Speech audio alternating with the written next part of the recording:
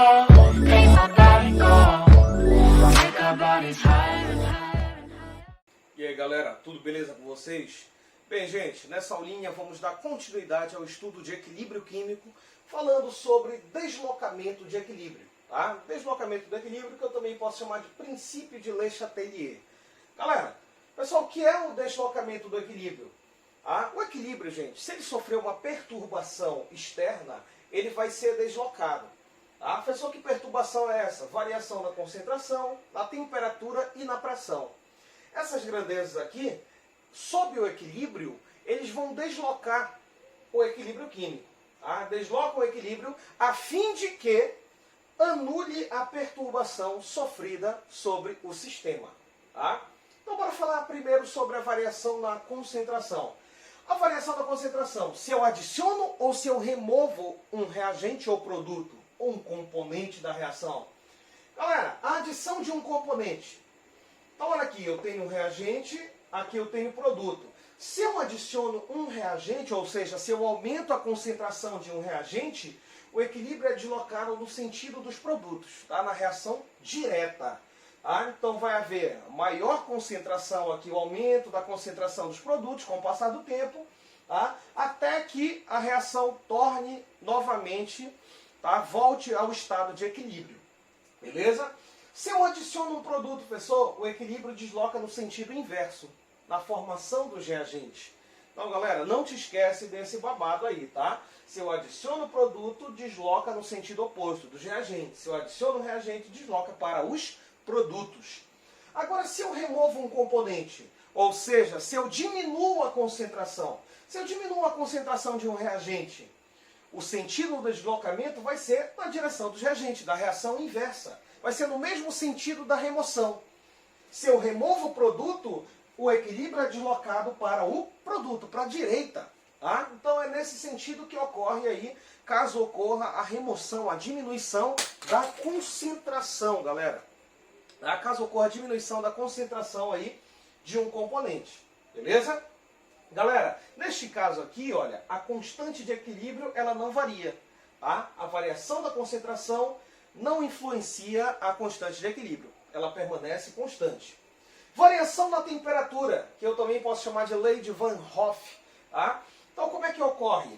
O aumento da temperatura favorece a reação endotérmica, aquela que o ΔH é positivo, que ocorre com a absorção de calor. Se a temperatura diminui, favorece a reação exotérmica, aquela que ocorre com a liberação de calor, e o ΔH é negativo. Então, galera, exemplo aqui, na reação do hidrogênio gasoso reagindo com o oxigênio gasoso, produzindo água na fase gasosa. A reação direta é exotérmica. Olha só o ΔH aqui, menor que zero, negativa. Então a reação direta é exotérmica. Gente, se ocorre o aumento da temperatura, quem vai ser favorecido? A reação endotérmica. Então o deslocamento vai ser no sentido dos reagentes, da formação de hidrogênio e oxigênio. Deslocou para a esquerda, no sentido inverso. Se eu diminuo a temperatura, o equilíbrio ele vai ser deslocado para a direita, no sentido da formação da água, porque é o sentido que? Exotérmico. Galera, se o ΔH fosse positivo, a reação direta era endotérmica. Tranquilo, galera, lei de Van Hoff, variação na temperatura. Detalhe, a constante de equilíbrio, ela varia, O único fator que varia a constante de equilíbrio é a temperatura, não te esquece disso, Pessoal, como é que vai funcionar? Olha para os gráficos bem aqui assim, Então aqui eu tenho um gráfico do Kc em função da temperatura, o outro também, Kc em função da temperatura. Numa reação endo, olha o gráfico crescente aqui, conforme vai aumentando a temperatura, a constante de equilíbrio também vai aumentando. Então são diretamente proporcionais. Numa reação exotérmica, o aumento da temperatura ela diminui a constante de equilíbrio. Olha só, gráfico decrescente. Então são grandezas inversamente proporcionais, numa reação exotérmica. Beleza, galera? Tranquilão aí esse babado. Agora sim, olha para esse gráfico bem aqui assim, antes da gente falar sobre a lei de Hobbe, que é a variação da pressão. Olha para esse gráfico aqui. Gente, aqui esse gráfico ele demonstra aqui, olha, essa reação, na formação de água. Então bem aqui assim, as concentrações dos reagentes hidrogênio aqui de azulzinho e oxigênio de vermelho, eles estão sendo consumidos, a concentração está diminuindo. Aí o que eu faço? Eu vou adicionar hidrogênio. Eu estou adicionando hidrogênio. Olha só, a concentração de hidrogênio aumenta e nesse tempo a concentração de oxigênio diminui. Diminui a concentração de oxigênio. Consequentemente, aumenta a concentração do produto, que é da água. Aumentou aqui. Aí depois o sistema volta a se tornar um equilíbrio. As concentrações, elas permanecem constantes e as velocidades se igualam. Tá? Então é assim que ocorre o sistema em equilíbrio. Aqui ele pode ver o momento que ele sofre a perturbação, aumento da concentração, diminui a concentração de oxigênio e aumenta a concentração do produto, que é a água.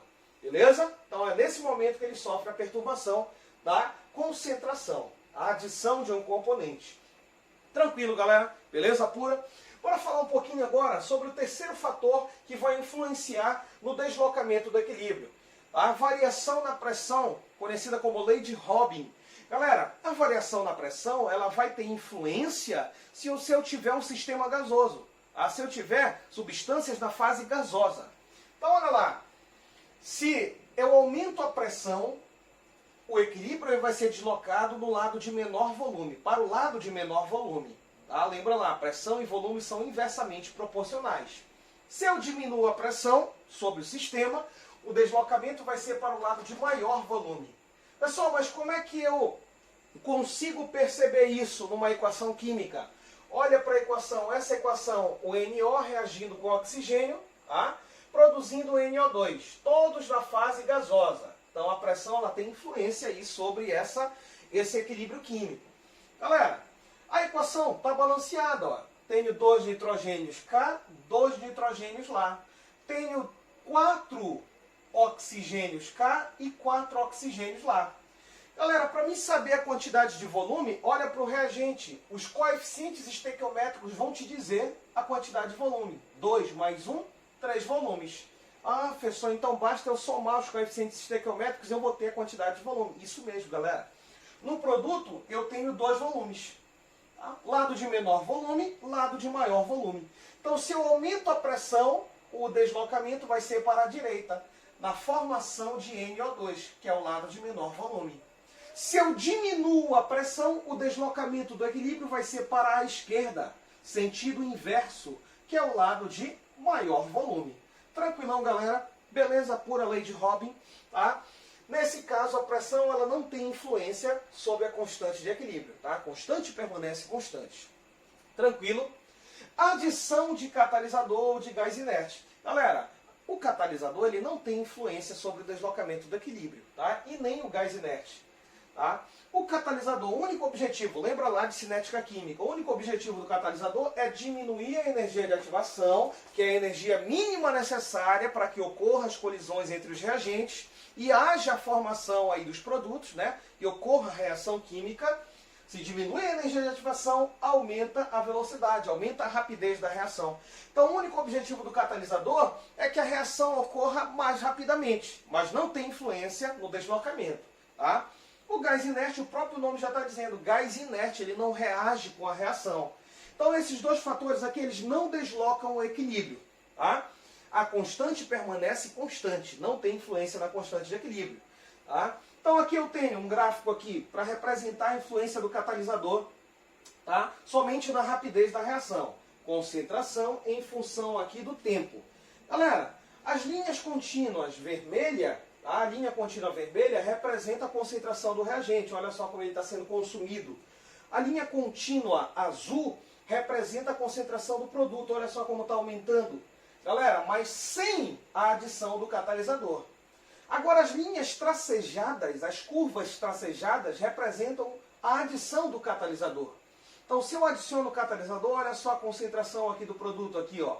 Olha o tempo do equilíbrio, como ele é menor. Olha o tempo do equilíbrio sem catalisador, ou o tempo do equilíbrio com catalisador. Olha só a concentração aqui dos reagentes. Então olha só, o tempo do equilíbrio, que o sistema vai atingir o equilíbrio, é menor.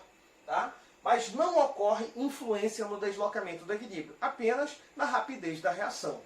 Beleza, galera? tranquilo. Espero que vocês tenham compreendido o deslocamento do equilíbrio, que eu também posso chamar de princípio de Le Chatelier.